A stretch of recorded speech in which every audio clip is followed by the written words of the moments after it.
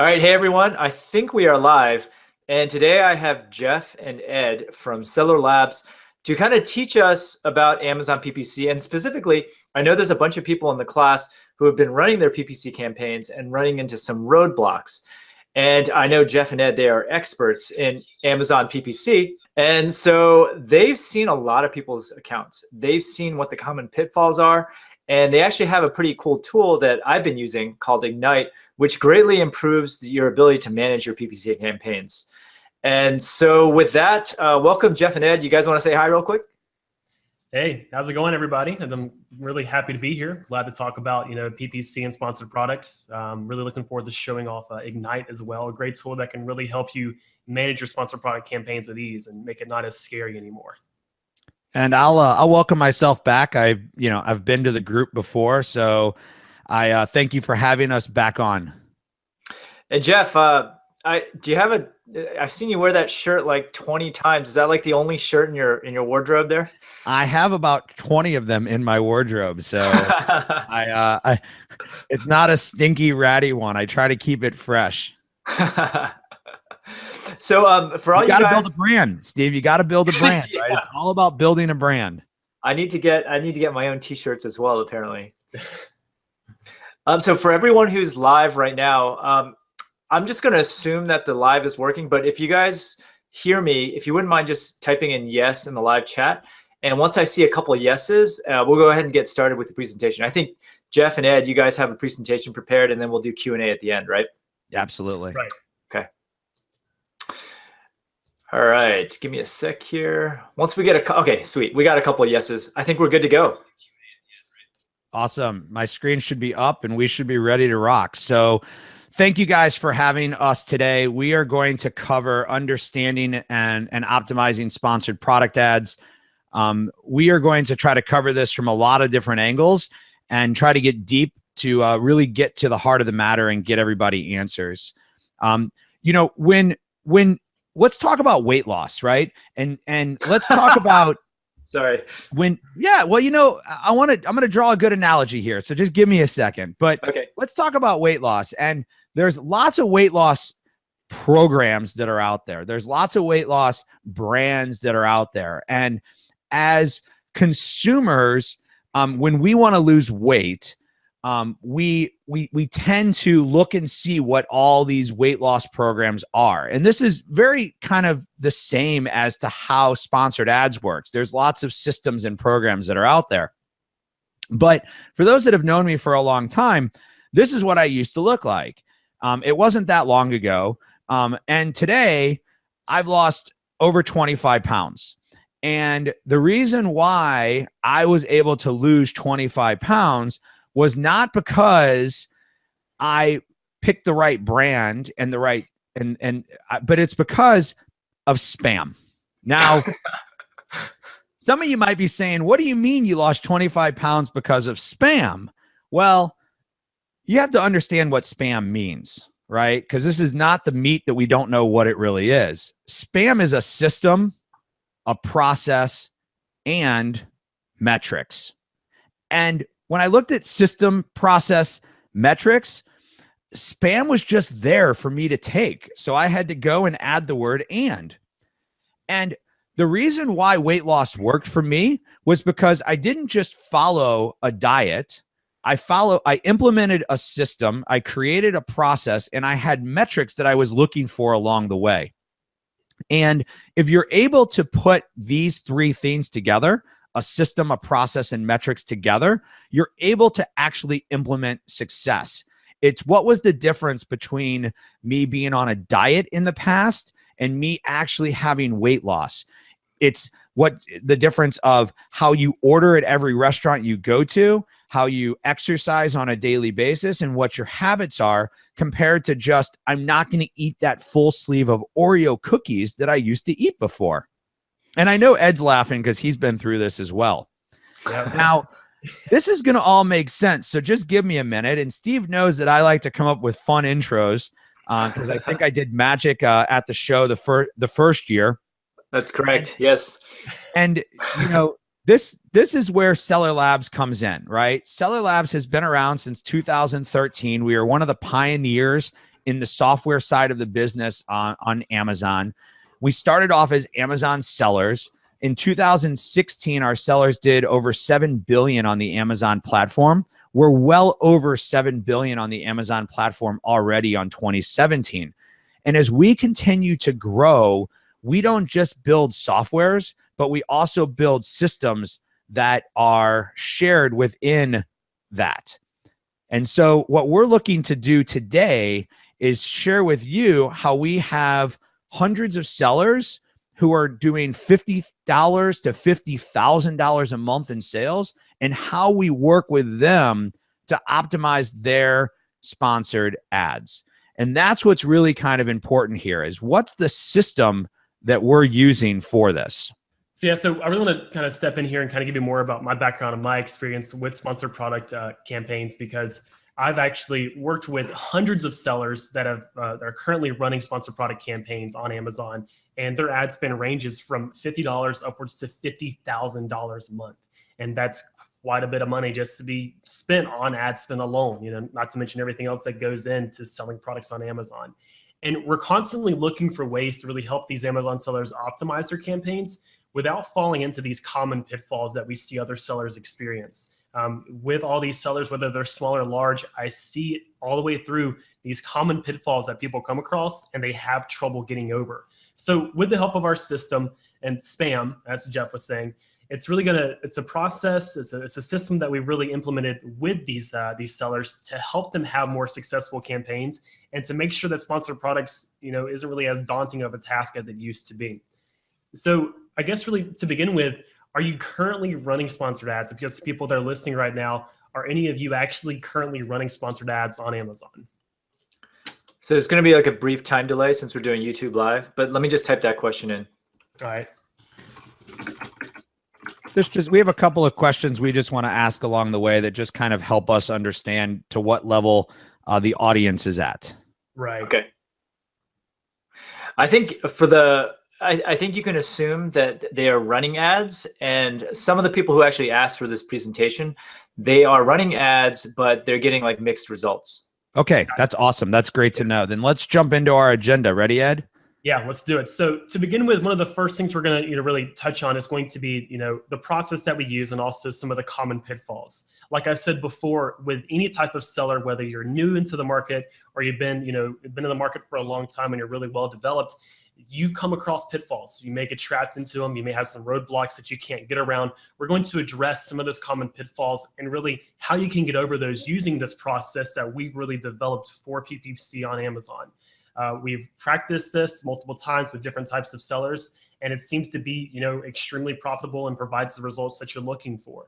We're also going to really dive in and show you how you can use Ignite to optimize your sponsored product ads as well. This is something that I've worked with since the beginning of the year. It's a tool that we have developed to help you optimize your sponsored product ads without having to do everything inside of Seller Central. It lets you kind of take a step back and use a tool that makes it easier to read the reports and dive into your keywords and user search terms to find out what's actually working for you. And at the end of the presentation, of course, we're going to have some Q&A for you. Now, to begin with, this may seem obvious to a lot of people, but even I can say this, sponsored products can be hard. There is a lot of information that really goes into sponsored products. So you have a lot of data that you're going to come across when trying to learn sponsored products. You're going to have lots of new terminology you're going to come across as well that you may have never heard before. You're going to see acronyms, you're going to see foreign words and really new metrics that you have to look at. But then also you're going to be really bogged down with this new data and new terminology, and you may just try it and give up because you have no idea what to do. It seems like a lot at once. You may just waste a lot of money because you're not optimizing your campaigns, and it forces you to just say, well, it's not working out for me. But I mean, to be honest, that happens. It really is. It's a complex marketplace.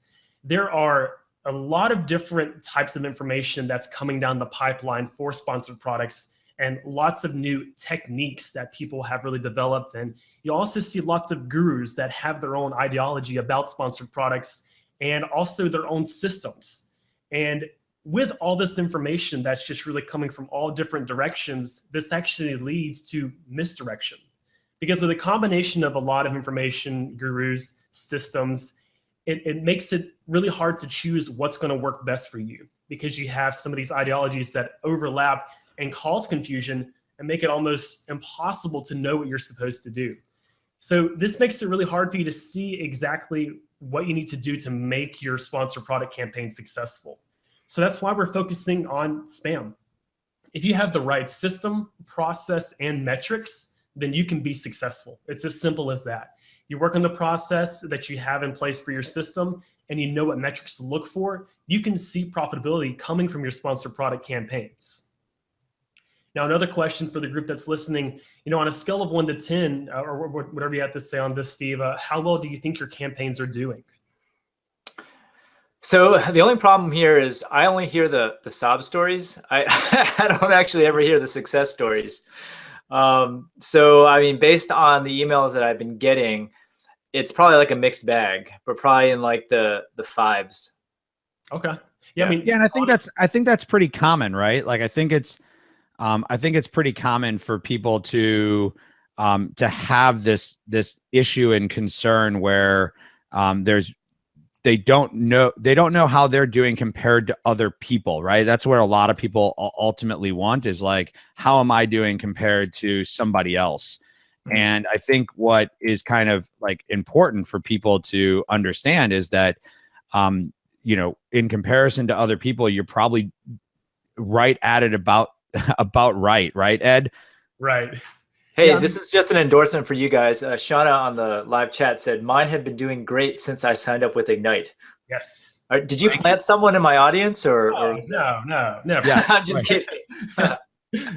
I'm glad our office personnel is all listening in today. Yeah. So someone else said my ACOS is sometimes in the 40 to 50% range, so I get frustrated. Great. Right. I think those are definitely some points that we're going to cover here as to, I think, really, like, should you get frustrated if that's where they are? So exactly. let's jump into the system. All right. Yeah. Let's do it. Definitely. We have, just like, part of spam is the system that we have. And, actually somebody just said something about their ACOS. One of the first steps of the system is to determine your target ACOS. You want to have an idea about what your ACOS should be for your campaigns. This will make sure that you have a goal in mind that you can kind of work with as you're optimizing these campaigns. You also want to structure your campaigns for success. If you set up a campaign in a sloppy manner to begin with, you're going to get, pretty bad results all the way throughout. You want to make sure that you have it set up for success to begin with. So as it grows and as you see more sales and traffic go through it, then you can actually, continue that on because it's set up for that success. You also want to use profitable keywords and user search terms to make sure that you are really putting your money on the terms and the keywords that are working for you. You want to dive into those campaigns and find those terms and those keywords that are providing the results that you want to, and you want to focus on those. And you focus on those by optimizing your bids to drive traffic. You want to optimize your bids on the keywords that are actually providing those clicks that lead to conversions. You want to spend the money there while also, setting those terms and those keywords that are not working as negatives or lowering the bids, because you're not just going to throw money and hope that it works. You want to have a chance to optimize those bids to drive the traffic that you want. And the final one, which is my favorite and will always be my favorite, is check your campaigns once or twice a week. If you're like staring into your campaigns every day, it's going to be hard for you to know what's actually working for you or what's actually hurting you in the long run. So check your campaigns once or twice a week, sometimes even, once every other week. It depends on how much you're actually selling or how well your sponsored product ads are doing. I think that's actually a big problem because once you start running these things, you have this tendency to check them all the time. And 1 day or 2 days worth of data isn't really enough to be making decisions on. Well, and there's lots of sellers who expect a result the day after they sign up, right? Now, Ignite can actually give you results pretty quickly if you have history and data in your campaign, but you still have to be patient in general with sponsored ads. It doesn't work. It's not like optimizing your product listing where you might start to see your keyword ranking in 4 hours. Sponsored ads take a little bit of time to go through the Amazon algorithm so that you start to get the desired results that you're looking for. So I think we're going to break down this system for you guys. and kind of go into each of these components of the system so you can kind of see the recommendations that we typically make to customers and how they implement them into their campaigns for success. Right. And this is actually one that I think, Jeff, you can actually back me up on this by saying a lot of people, when I talk to them, they say, Edward, what is my target ACoS? What should my ACoS be on these campaigns? And the answer always is, well, it depends. A lot goes into this. And this is even something that I heard back when I first started working with Ignite. So many people, this would be the main question they had. And really, the first thing that you want to look at when you're trying to determine a target ACoS is your business goal. You know, some people come into sponsored products looking to liquidate what product they have. In that case, they can have a high target ACoS because they're willing to spend money just to clear out their inventory. It also depends on what type of, category you're in. For example, if you're a seller in the supplement market, you're more than likely looking for that repeat purchase. So you're looking for return business. And in that situation, you may want to spend twice as much just to have that sell. So then that customer will come back in the future for a return purchase. So to really know what your target ACoS is, you do want to know what your break even is for your campaign. And in order to find this out, you want to know your profit margin for a product. And for example, if a profit margin for a product is 30%, then your break even for that campaign is a 30% ACoS. So that way you're breaking even, you're actually getting a sell out of it, and it's actually helping you out. And if your ACoS is less than 30%, you'll still see profit. You can still see some profit going back to you. And this is, of course, after all the other fees that go through Amazon as well. So it does depend on what your goal is. But by having an idea about what your break even is for your campaign, you can know what your roundabout way of getting to that goal is going to be. And now let's also set an expectation there, right? The expectation is that your ACoS is not what you're expecting your number to be on day one. That's the target that you're trying to obtain. And understand that with sponsored ads, it can take you a couple of weeks to get to your target ACoS because you have to let the system work to get to that optimizational level. So if you're trying to turn on your ads and you're expecting that ACoS to happen immediately, or if you've been running ads unprofitably for a long period of time, you can't just flip a switch and have them run profitably. You have to kind of make sure that the other components that we're going to talk about are all in place as well. And so this is really just kind of your target metric that you're going for. And again, like Ed said, it's business goal. Where are you looking to drive sponsored ads for conversions? Are you looking to drive them for profit? Are you looking to drive them for long-term repeat business? Those are all different business goals, which would determine a potential different ACoS structure. Right, exactly. And speaking of structure, really going into the next step that we really have for the system is to structure your campaigns for success. And this is, like I said before, this is really important because if you set your campaigns up incorrectly to begin with, you're going to have trouble, monitoring and managing these campaigns as time goes on, whether you're using Ignite or not. Because it's going to be hard to find those terms that are working for you. It's going to be hard to adjust those bids. It's going to be hard to see where that terrible ACoS is coming from. So the first part of this is really to group like products together. My rule of thumb is if products share similar keywords, make sure you have them grouped together in one campaign. And this really helps you because then you can see exactly where those impressions, clicks, and conversions are coming from. My example is if I'm selling an apple slicer that comes in 3 different colors, I'm more than likely going to group those together in one campaign. So all the impressions, all the clicks, and all the conversions are going to just one campaign, as opposed to me having to check 3 separate campaigns to see exactly which keywords are working. And then on top of this, there's also the ad groups that you want to look at. You want to have 3 different ad groups, a broad match, a phrase match, and an exact match ad group. This helps you group those keywords together. So you can have all your broad match keywords in one ad group, so you can change a bid at an ad group level, and it affects all the keywords inside of that. This also makes it so much easier to go back and look at your keywords. You don't have to go through a long list and try to find the ones that are broad match, the ones that are exact match, the ones that are phrase match. You can just go into the ad group and find it. Boom, there it is. And here's how it performed. Here's its ACoS. Are my broad match keywords doing better than my phrase match? You can actually see all this with this setup. And this is actually a great chart that we have right here, where it actually shows you how you should and how you should not set up your campaigns. For example, with a single ASIN, where some people just have just an auto targeting campaign running by itself, or just a manual targeting campaign running by itself. We normally suggest having one of each, because then that way you have the auto targeting campaign that can help you find terms that you would never usually rank for. That you never think that you would rank for, but are still driving traffic to your campaign. And then you have the manual targeting campaign where you can actually control the bids and the match type with much ease, because then that way you can look into your auto targeting campaign and move those terms over to that manual targeting campaign. Also on this, you'll see that we have 3 ad groups, one for each of those match types. And going to step down, like I was just talking about, where you have the parent-child ASINs, you don't want to have separate campaigns for each variation of these products. You want to group those together. They're sharing similar keywords, group those together into one manual campaign and have an auto targeting campaign for all those products as well. And still, just like I said before, have those 3 ad groups, one for broad match, one for phrase match, one for exact match. So something else, this is a little more complex, and this actually does show that, sponsored products can be pretty overwhelming at a time, is if you have unrelated ASINs in the same category. So like not recommended is just have one manual targeting campaign that are showing an apple slicer, a pineapple core, a cucumber peeler, and then one auto targeting campaign that's advertising all those as well, because they will have varying keywords across the board.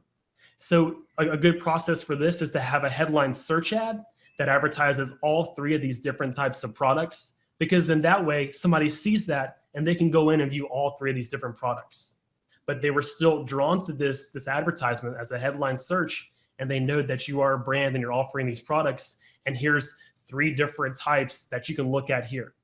But then you want to break these down into normal sponsored product campaigns by having a manual targeting campaign for the apple slicer with an auto targeting campaign for the apple slicer. And then the same thing across the board for the pineapple core and the cucumber peeler, because they're going to have different keywords. Break those out.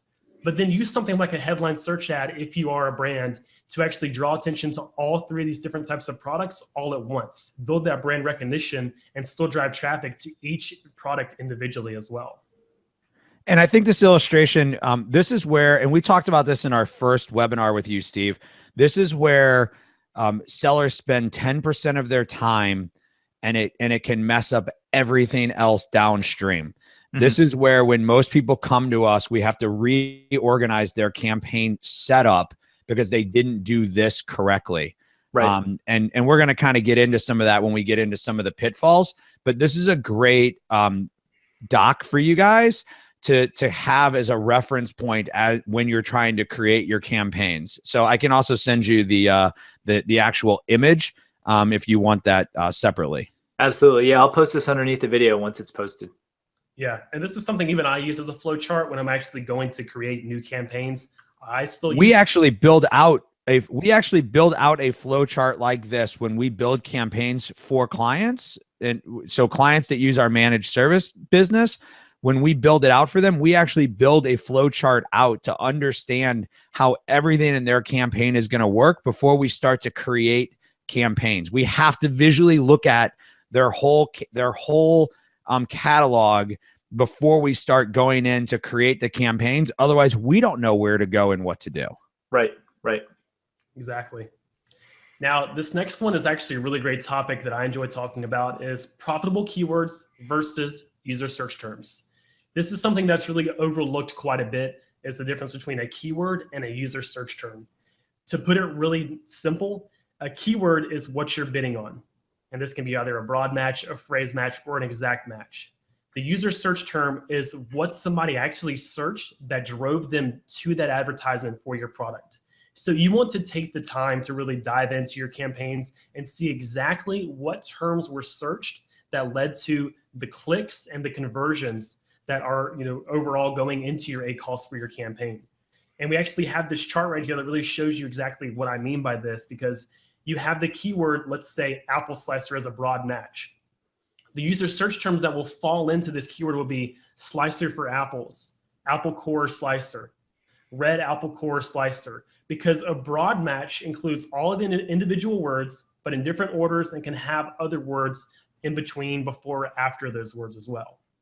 With a phrase match, it has to include the keywords next to each other, but there can still be words before or after. So if somebody searches, red apple slicers, that'll fall into the phrase match keyword apple slicer. And when you actually have those really, really profitable keywords that you are sure that are driving traffic, that'd be more of an exact match, because that's only going to be misspellings, plurals, and very minor variations. So an exact match of apple slicer would be apple slicer, apple slicers, APLE slicer, and other terms like that. So what you want to do, what I normally suggest, is starting off broad and using that to find profitable user search terms that are driving that traffic and moving those into a phrase or exact, so you can focus, your traffic on those terms, because those are the ones that are proving to be profitable. Those are the ones that are giving you those conversions. And we're going to give an example of that, right? We're going to show them how the tool actually can help them identify those. Exactly. Yeah. And that's something that I love in Ignite, is because it makes it so easy to really dive into your keyword and see the thousands of user search terms that are associated with that actually provided impressions. And you can just extract the ones that are doing well, or the ones that are doing poorly, you can set as a negative to make sure that you're not going to have that issue going forward. It makes it so much more simple. Okay. So step one is to set your metrics, determine your ACoS. Step number two is to structure the campaign for success. Step number three is to start with the keyword and then start mining downward for the search terms. Then what do we do after that? You want to optimize your bids to drive that traffic. A lot of people say you can just throw money at a problem and one day it'll be fixed. That's not how it works with sponsored products. If you do that, you're going to spend a lot of money and not get the conversions back that you really want. So what you want to do whenever you're diving into your campaigns to find these user search terms is focus your spending on keywords that are performing well. I mean, plain and simple. You want to prevent wasted ad spend by optimizing the keywords that you are currently bidding on. If you're bidding a high amount on a keyword and you're just getting nothing out of it, take that down, set it as a negative. Or if you're bidding on one and you're noticing that it's actually converting well, keep that position, keep that placement on there, because that'll make sure that you are continually gaining that traffic and getting those conversions. And this is where it goes back into diving into your auto targeting campaigns to look at the user search terms there, so you can know which ones you need to extract to put into your manual targeting campaigns to specify that bid that you want to spend your money on. And you want to keep bids higher on the keywords that are performing well, and lower the bids on the ones that are not converting well, like the ones that are just getting some conversions but not up to really your standards that you want to have for your campaign. And my favorite, check campaigns once or twice a week. I will say this over and over again. I want to get a t-shirt that says let them breathe, like just let your campaigns breathe, because you want to monitor your campaigns at a distance. You want to give them time to actually see if they're working. If you start a new campaign and you check it every day, you're going to be kind of scared, because you're going to see spend go up. You're going to see impressions go down, because it's trying to get that system in place. You want to give your campaign time to gain impressions, clicks, and conversions. My colleague Tyler actually compared this to a 401k. And that's actually a great comparison, because if you look at your 401k every day, you'll be scared sometimes. You'll be kind of shocked.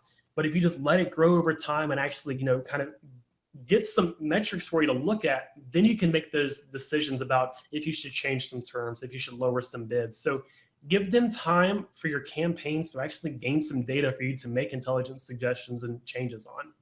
Yeah, and I think that first off, I'd like to say bravo to you and Tyler, two millennials talking about 401ks. That's refreshing. Yeah. I'm glad to see you guys take advantage of the 401k match our company provides. They should, right? I mean, Steve, you and I know, like they absolutely, yeah. And I think that's a great analogy. And I think that what we've learned about the Amazon algorithm, right? What we've learned about, so Seller Labs is one of the largest users of the Amazon API. Our sellers did over $4 million in advertising spend last month. And because of that, we've learned a lot about how the advertising system works. And so there's a few things that we know. One is sales don't ring up automatically, right? So sales that happen today don't actually transact as a sale until the product ships. And so you need time for your campaigns to actually get the right sales data to know whether the conversion occurred. We also know that they do multiple day attribution. So they have 1 day, 7 day, and 30-day attribution. So over time, additional sales will get attributed to the clicks that are taking place, meaning that your campaigns will begin to perform better over time. The other thing that we know is that the Amazon algorithm doesn't work instantaneously. So your click to transaction ratio, your conversion ratio, these are all things that play into the factors of how the search algorithm, the advertising algorithm works. And so the more time your campaigns have to breathe and to work, the better they're going to work to optimize. And I know this all sounds really simple, right? We broke this down into a really simple system, but there's a lot of pitfalls, right? There's a lot of things that people do wrong. And so, one of the things that Ed does is Ed actually talks to, 4 to 5 sellers per day, walking them through and helping them with their account. And so I asked Ed to kind of recap for us as a group, like, what are those pitfalls and how as a seller can we avoid them? Because my guess is most of the people on here have actually had one of these pitfalls happen. And it's one of the reasons why they're not happy with sponsored ads. They don't think sponsored ads are working, or they're very frustrated with sponsored ads. So let's jump through these. Ready, Ed? Let's do it. So to begin with, using too many non-relevant keywords. Man, one of my least favorite things is looking at a campaign and seeing thousands of keywords populate, and half of them have nothing to do with the product, and they're all exact match and have extremely high bids for no reason. And this happens more often than not because people just, they've heard that it's good to add, long tail keywords to your campaign because you want to spread it out as much as possible. But Jeff and I have a theory with this where it's really just let Amazon do the work for you. You want to start off with just, a handful of broad match keywords, and then look into the user search terms there to find out exactly which terms are working for you, which terms are providing those conversions and proving to be profitable for your campaign. And, you want to have more quality over quantity. A lot of people will probably preach that you want to have quantity over quality and just throw as many keywords at it as possible and hope that it works out. I am completely against that. Start off with more control, and then only focus your bids in a manual targeting campaign on the terms that are providing results for you. It's plain and simple. That gives you more control over your campaign, and make sure that your ACoS isn't running rampant on keywords that have 45 clicks and no conversions. Yeah, so let me give two examples here. First off, you're gonna know that you have a lot of irrelevant keywords if you have a lot of keywords in your campaign, but you're not seeing any impressions, or if over time you're seeing impressions with no clicks and your CTR is beginning to tail off over time, right? So that's kind of the two key indicators. And as Edward said, we've seen this in 2 different ways. So one of my favorite examples was a client who had a product, and I won't mention what her product was, but her keywords were the word red and the word stencil. And those are just 2, that's like having an apple slicer and saying that my keyword is the word apple and my keyword is the word slicer. There's so many different types of slicers that there could be that I'm not giving Amazon enough information to describe my product properly. I'm going to get a lot of impressions, but the odds of me getting enough impressions on something that's relevant to my term are pretty low. Now, the other side of that is the idea of long tail keywords, right? And I know that that long tail niche keywords is a great tactic when building your own website, but it's not for sponsored product ads. And the reason why is that long tail keywords start to overlap each other. And so if you have a red large apple slicer, and then you have another long tail keyword of red apple slicer for fruit, those actually overlap each other, and they're going to steal impressions from each other, and you're not going to get enough data on either one of those niche keywords to be able to make a relevant decision. And so a lot of people do come to us and they tell us, I have a lot of impressions, but it's not working. And that's what we come to find. Right. And the next one is really auto targeting cruise control. This actually sounds really cool. It sounds like something, I don't know, it sounds like a band or something. But yeah, so having auto targeting campaigns and just letting them sit, just letting them spend money and just hoping that you actually get some conversions from it. I've seen this so many times that people have had auto targeting campaigns run for like a year or so, and they haven't done anything to look into those campaigns to see what user search terms are working for that campaign. And this is a huge miss. I mean, this is a big opportunity that you're missing out on, because you can dive into these user search terms from this auto targeting campaign and find out which of those terms are working for you, and then you can move them over to a manual targeting campaign. And this is actually something that I'll show you that Ignite really helps you out with, because normally you have to go into, Seller Central, you have to download a user search term report, you have to export that, you have to import it into Excel, you have to make your own table. Ignite's going to do that for you. It's going to make it easier to find out what's driving that traffic and what's actually, the terms that are proving to give you conversions. And I'm fairly confident if you want the manual way, Steve has done a full blog post on how to create pivot tables, and how to do that. I know it's in your I know that that's in your blog, Steve. So if people want that manual way, it's still out there and for them. Yeah, and I have detailed videos in the class actually that show people how to do that. Yep. It's just really time. So here's my philosophy on that. If something takes extra effort, you're going to be much less likely to take action on it. Yeah. At least that's the way I am. Yeah.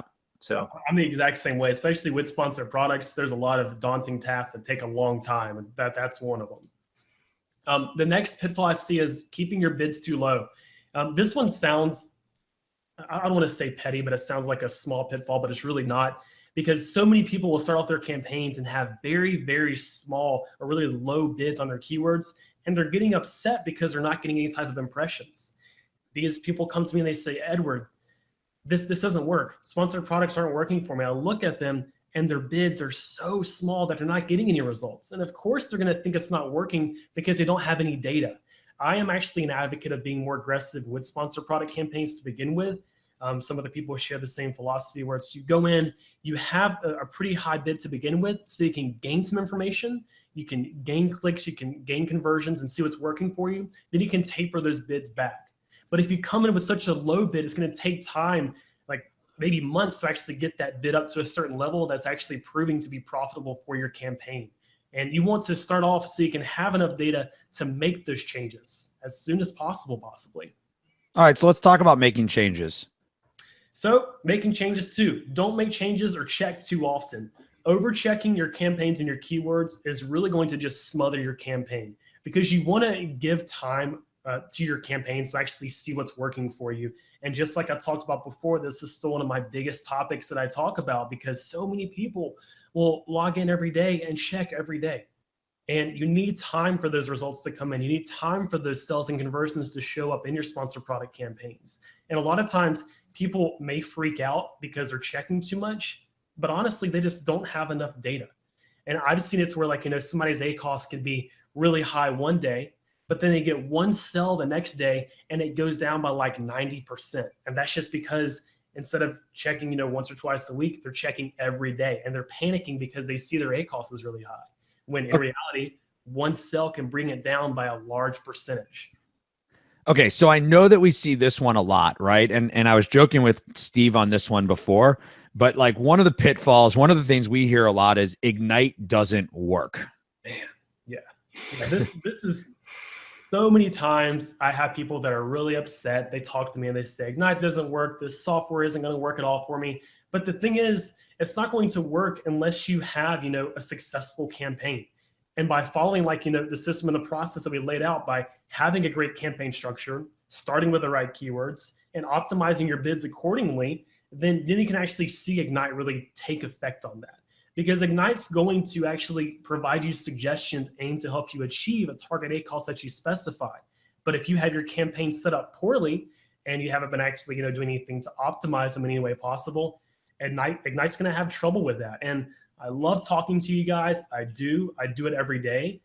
But if you haven't really taken the time to look at your campaigns and start with the right keywords, that's the same thing I'm going to tell you if I talk to you about Ignite.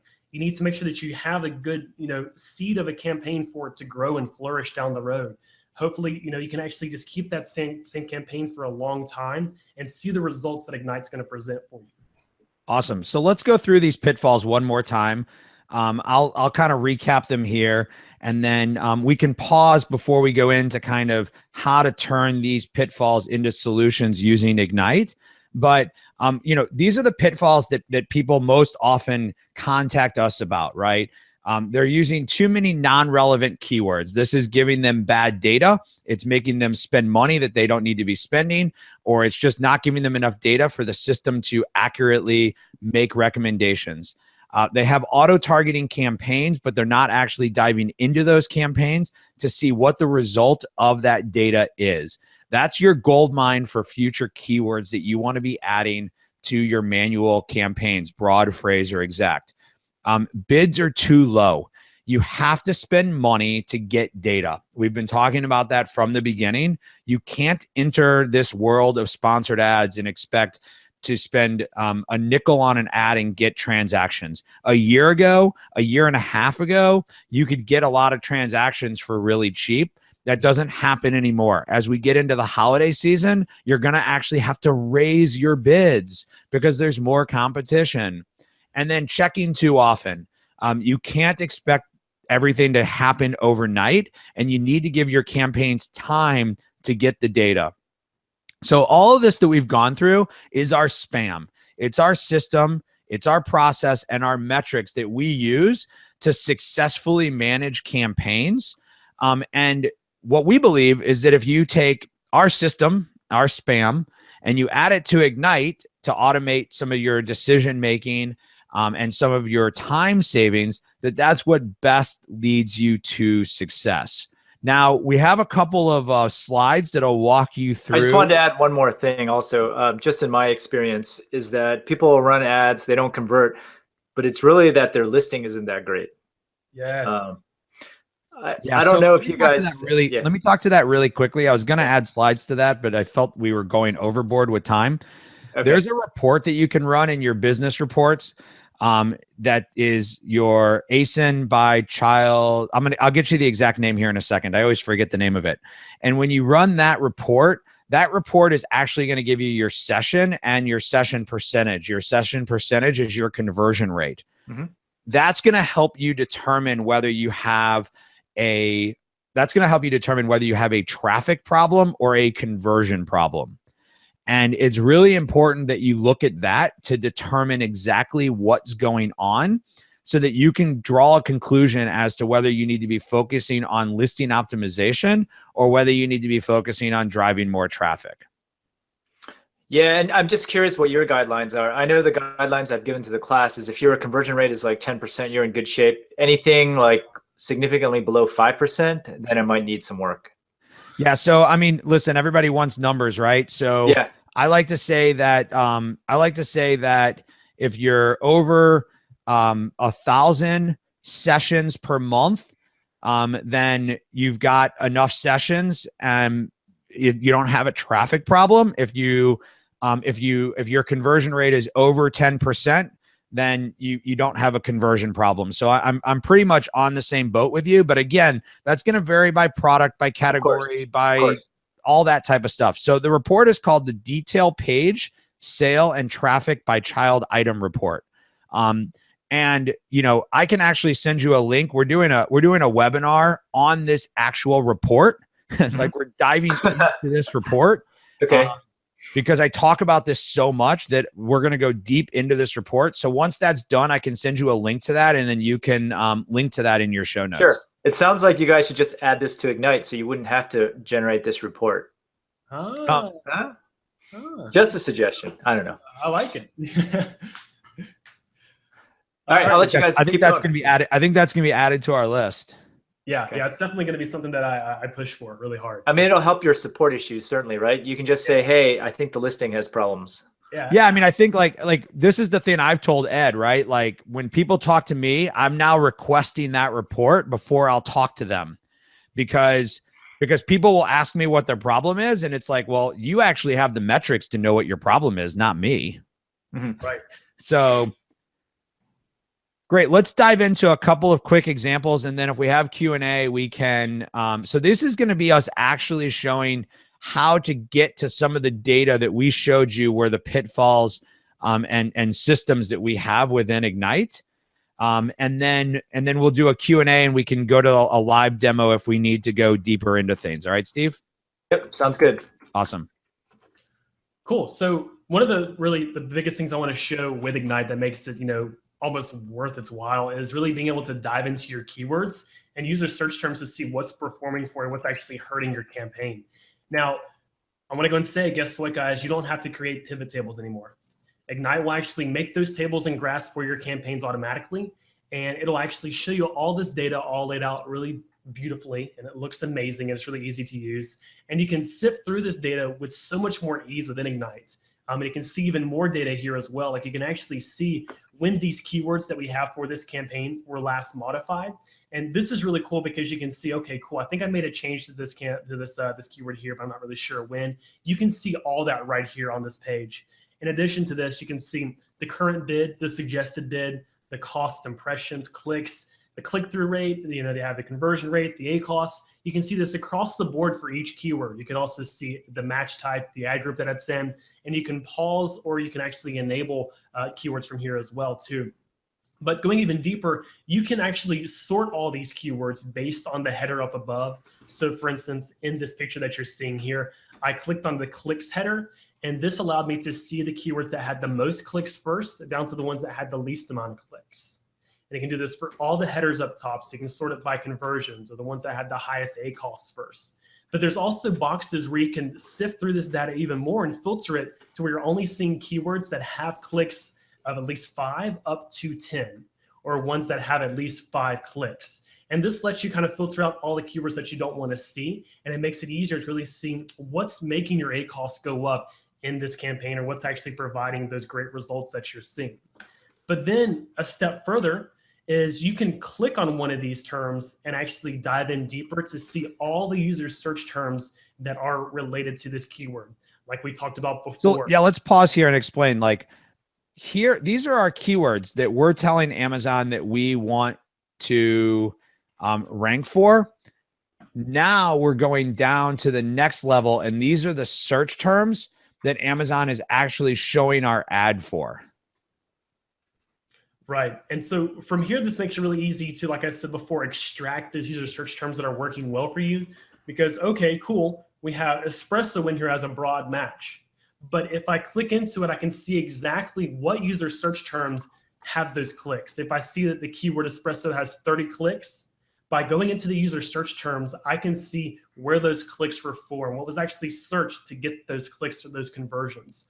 And this helps me pick the winners and losers from these search terms so I can move them either into like another campaign or change the match type or set them as negatives too, so I can kind of prevent that wasted ad spend in the future. And this is also a great example, like the first one up here, espresso machine. This product is not an espresso machine. So I have 19,000 impressions, which roll up into the keyword to have 86,000 impressions. But the 20,000 impressions coming from espresso machine don't actually work. So what I would actually want to do is I would want to go through here and find all of the ones that have the word machine next to them. And I'd want to negative those keywords, because by making all the words machine negative, I can actually remove all of these kind of quote unquote false impressions or false clicks that I'm getting, because my product is not an espresso machine. Right, exactly. And then from here also, sometimes you'll see some pretty crazy things come from this as well, but you'll see like, what was the term? Let's see. Stovetop espresso maker has 1 click and 2 conversions. So, hey, we'll go with that. We'll roll with that. But this really helps you see exactly what's providing those results for your campaigns. If you just look at your keywords alone, you're going to get a very top level detail report where when you dive into those user search terms, you can see exactly what is driving that ACoS up or where those conversions are coming from. And then you can focus your ad spend and change your bids on the ones that are working, like we talked about before, to optimize your spending and your bids on the terms that are providing the results. And something else that's really easy to do with an Ignite is you can actually identify the really strong user search terms and move them into their own manual campaigns. So when you're looking at an auto-targeted campaign, there's an actions button. Well, this is actually for auto-targeting or a manual campaign. There's an actions button next to each user search term. And if you click on that, you can choose to move that over as a new keyword in a manual targeting campaign. Or you can also set it as a negative keyword from here. So no longer do you have to copy it, go back and find where you want to add those keywords and put it in there. You can do this all from here and saves you so much time.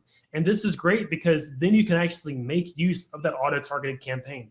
You can pull it up in Ignite, look at the user search terms, find the ones that are working, and move it over into that manual targeting campaign that you have running for that same product.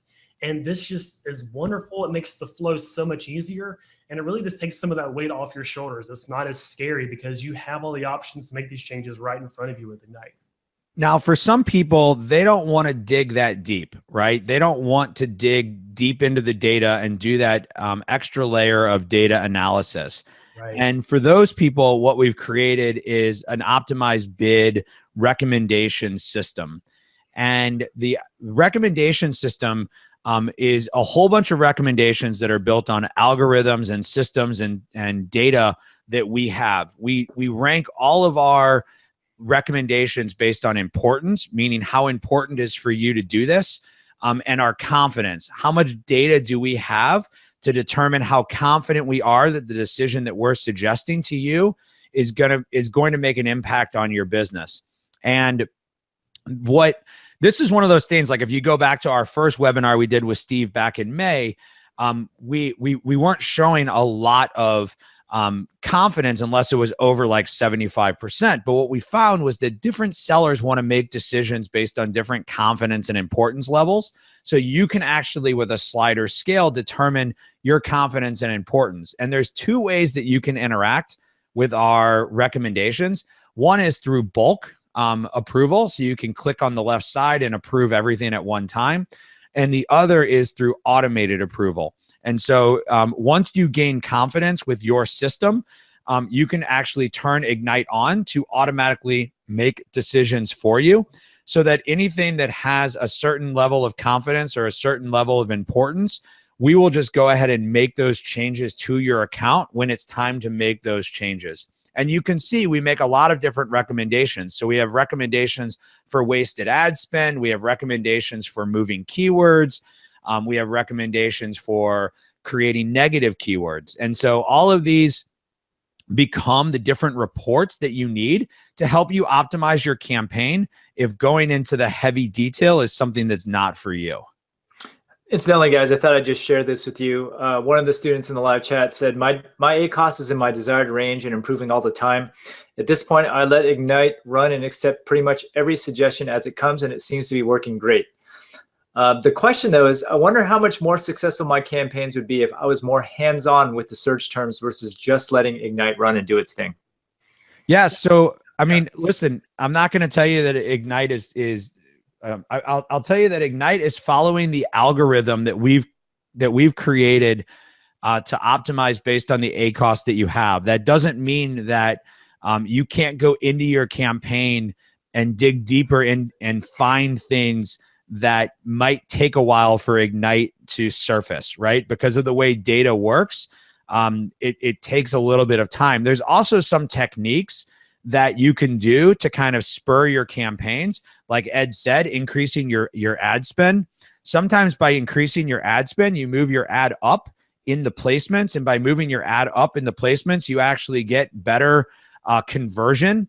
And Ignite isn't going to take that quote unquote risky move on your behalf. That would be something that you would have to say, okay, my campaigns are optimized, but I want to see if I can actually drive my campaigns to do more. The other thing you can do to drive your campaigns to do more is to look for additional keywords. Just make sure those keywords don't overlap the keywords you already have.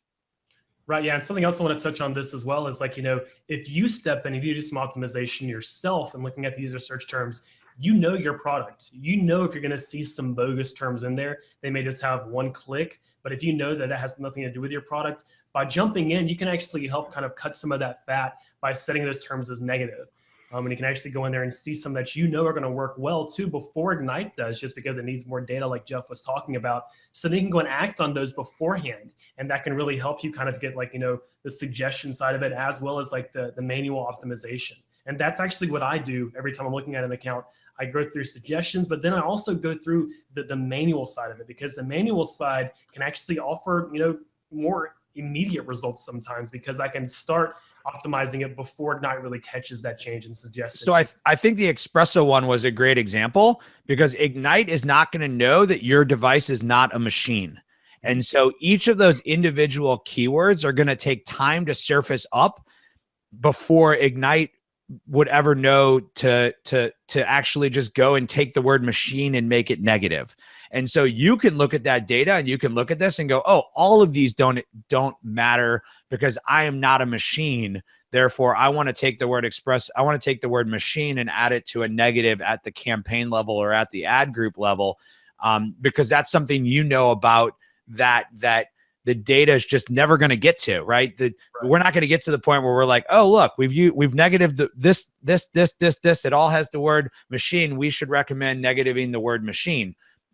You have to that's where you can bring in the manual. And what I would say is that, like, if you can spend a quarter of your time, and if Ignite is doing all the suggestions that you want, then put the time that you were putting into sponsored ads into that deeper dive to get you more of that value. Yes, 100%. Okay. I think we've beaten this point to death, but for people that aren't aware, we do have 2 new features on Ignite. One is an email notification. It can come out daily, and you can determine what emails it goes to. And then we also have an automated feature where we will actually make the updates for you if you want. And so if you haven't started seeing those emails, or you think you're getting them too often, you can change the frequency of how often those emails come. And you can also test moving to a fully automated system. So because we love you and your group, we've set everybody up with a 30-day free trial of Ignite. If you use the coupon code, I was like, why do we use quit PPC? And I was just going to say, you're telling people to stop running ads, or? No, it's because you quit your day job and we want them to do PPC. I'm going to talk that up to a marketing faux pas and recommend we do something different in the future. And then if you already have an Ignite account and you still would like a 30-minute call, we will still do that for the people on here. You do have to schedule those out, and those do schedule out into the future because we get so many requests for that. And if you do the 30-day free trial, we'll also get to you during the 30-day free trial and take a look at your account while we're in there. So I think that pretty much wraps up the whole presentation. We'd be happy to do Q&A, and if we need to, we can jump into a screen share. Yeah, so the problem with some of these questions are, it's like, it's not working, and you actually need to go through and look really deeper to figure out why these ads aren't working. So let me just kind of sort through. Well, but I think like the thing, so let me answer that and say that it's not working comes back to the idea that these are the things you can go back through, right? It's not to say that you shouldn't set up a call with us and that you shouldn't go that direction, but these are the things. If you call us, this is exactly what we're going to do in 30 minutes while reviewing your account. And that's what we really wanted to kind of lay out for you and for the people in your group, was that if it's not working for them, the odds are they've either set up their campaign structure wrong or they've set up their keywords wrong. I would venture to say 90% of errors occur on those 2 points. Beyond that, then it gets into kind of the nitty gritty of kind of everything else that could be happening. So like, that's the 2 things that you need to go back and look at. And you might need to, depending on where you're at in your business. I had a client call me up yesterday. They're doing around $5,000 a month in ad spend. He had set up his campaigns and had been running them. And he's gotten to a point in his business where his business is just kind of really grown. And he just doesn't have the time to get in to sponsored ads as much. And that might be the point where you need to look to hire somebody to manage your spend for you. And so we do have a managed service where we will actually, manage your campaigns for you. But I think it's very important, because Steve, you've known me for a long time. You can do this yourself. But if this isn't the thing that you have the aptitude for or you have the time for, then you can seek a specialist like Ed to actually run your campaigns for you. And you can, but obviously you're going to pay for that, right? And it's not cheap. It starts at several $100s. So you need to have enough sales and ad spend to be able to justify it. But hopefully today you got the outline of what you need to do to diagnose your own problem. And then you can, start to seek to solve that through either hiring somebody to do it for you, trying to do it yourself, or maybe setting up a phone call where somebody like Ed on our team can at least point out these are the 2 or 3 things you should consider. Right. So actually, that was one of the questions. So if someone's already an Ignite customer, how do they sign up for a 30-minute call? sellerlabs.com/schedule. Yes, and choose Ignite when you get to that. There's actually a section for Ignite that they can choose, and they can choose a date and time that works best for them.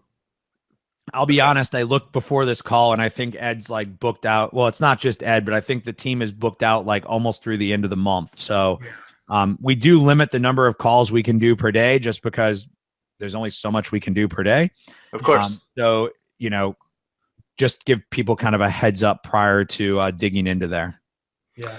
All right, so here are a couple questions. I think you guys will know the answers to these off the top of your heads. Some of the broad match ads are showing ASINs as search terms. Why is that happening? Yeah, go ahead, Ed. You can tackle that. All right, yeah. So this is actually a gold mine of information. First of all, before I start, do not get rid of those ASINs. Go visit those ASINs. Those are usually competitor listings, and you can actually look at those listings, look at the reviews, look at the questions, but I'll come back to that. So the reason why you're seeing these ASINs show up in these auto-targeting campaigns is because a lot of times people will be using something like a deal site to advertise their product.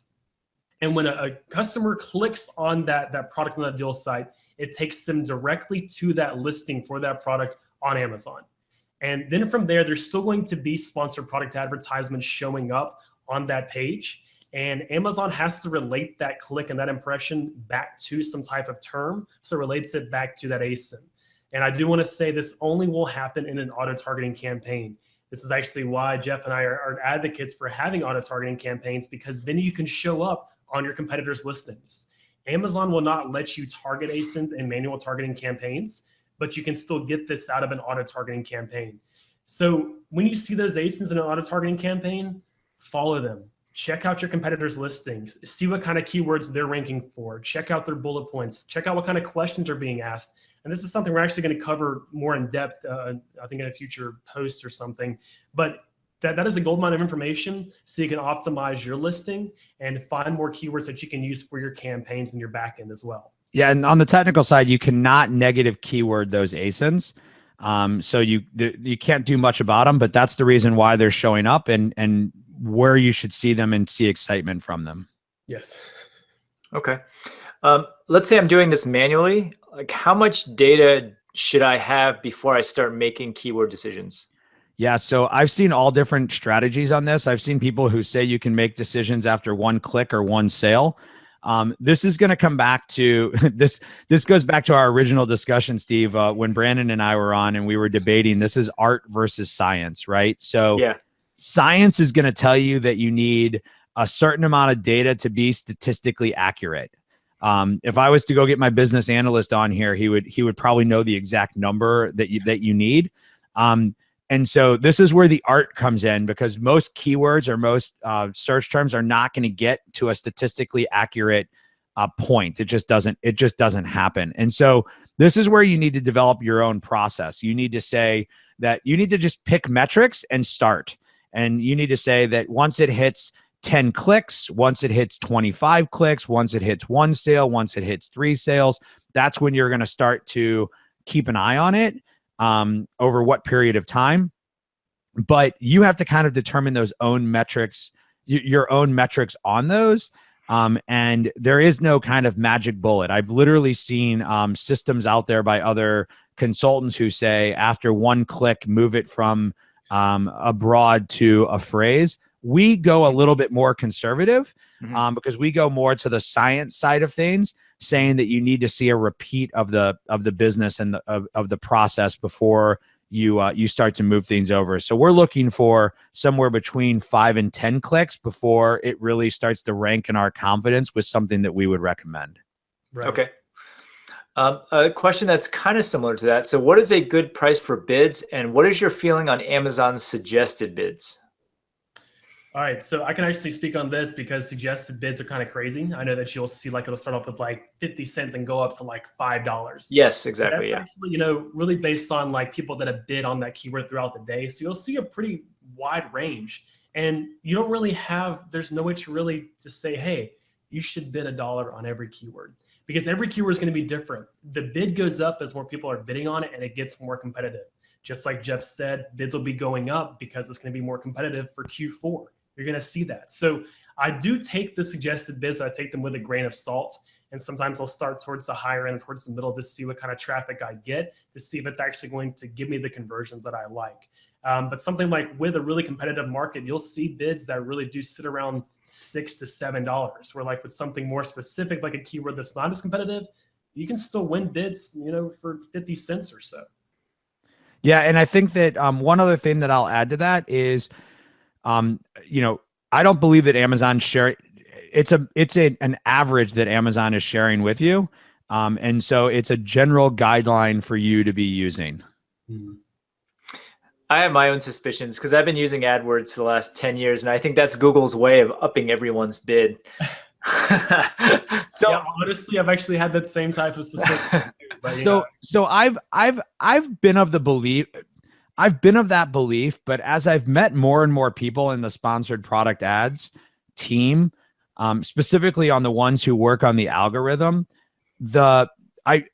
maybe I'm just naive, but the general like impression that they give me is that it's their goal to give every seller the proper return on investment. And so they don't benefit by you overpaying for a click, because you're not going to long-term spend enough money for them. And so they actually have algorithms built into their system that if you're bidding for the 10th position on a page, they're not going to let you overbid for that click, because they know what the conversion rate of that click position is, and they know what the average sale price of the products in the category are. And so I don't know the algorithm. I'm not claiming to know the algorithm, but it makes a lot of sense to me that like if I bid $5, and I have the 10th position for my ad, and my conversion rate for that is whatever the conversion rate is, because we don't know, because they don't give us that kind of data. There's no way that they're going to let me bid $5 for that just because I said I would, right? Like there has to be a value of ad location and ad position and conversion rate, and all of that has to be built into the algorithm. Because I've also seen that like, and one of the things Ed didn't touch on is that like that high bid is also like, I could go bid $5 a click. But I only have a $25 daily budget. And so my budget is actually gone after 5 clicks. Mm-hmm. And so Amazon's system is going to say, oh, the bid range for this is between X and Y, but it all depends on, I know people who like, they want to pause all their campaigns in the morning and they want to wait until the afternoon when everybody's run out of ad spend, right? And so there's so many different things that you can try to do within the system that Amazon is seeking to smooth that out so that everybody has a positive experience and that everybody's ad spend has a return on investment, because that's how Amazon wins. If Amazon really wanted, Amazon had the opportunity in 2016, if they had followed the advertising algorithms of Facebook, they would have made something like $22 million on ads, $22 billion on ad spend. And they only made something like $2 billion on ad spend. So Amazon is taking the slow road in this game, but like they definitely see ad spend as a major revenue source for their business. So what is your recommended starting bid if you have no idea? I normally say $1. That's actually what we have at Ignite when you're making a campaign. Okay. For manual targeting campaigns, it's like $1. When you do auto targeting, it can be a lot less so because they're going to have lower bids normally. But I use $1 as a good judgment. I don't know what Jeff really has for that. I use about 80% of the suggested bid because when I'm coming in new, I want to come into the high side to get as much traffic as I can at the beginning, and then I'd rather go high and come down than go low and go up. Yeah, as soon as you see those suggested bids, definitely look at them. And I do highly believe in actually spending more upfront, like I said, more aggressive to be on the higher 80% of that suggested bid, so I can gain more data a lot quicker and I have to wait as long to just see those clicks and conversions kind of creep in. The other thing is that it's been statistically proven. We've seen this with a number of our accounts. If you can get into the top 3 positions, those are usually across the top, you're going to see a significant increase in conversion. We had one client that had 100% higher conversion when she was in the top position than when she was in any of the other positions for ads. And so that is one of those things. Like if you're being penny wise and you're sitting in position 4, 5, 6, by spending a little bit of more money, you can actually increase your conversion and drive your ACoS down. It's kind of a weird phenomenon for people to think about, but it can happen. Okay. Hey guys, we've already gone over the allotted time. I really appreciate you guys coming on and giving us a tutorial, and especially talking about the common pitfalls, because I know you guys see a lot more customers than I do when it comes to Amazon PPC. So I really appreciate your time. Yeah. Awesome. Appreciate it, Steve. And like I said, they can go to sellerlabs.com/quitppc to get that offer. And we'll get you the extra material we talked about. Yeah, sounds good. Thanks, Steve. Bye, everybody. Thank you. Thanks, guys.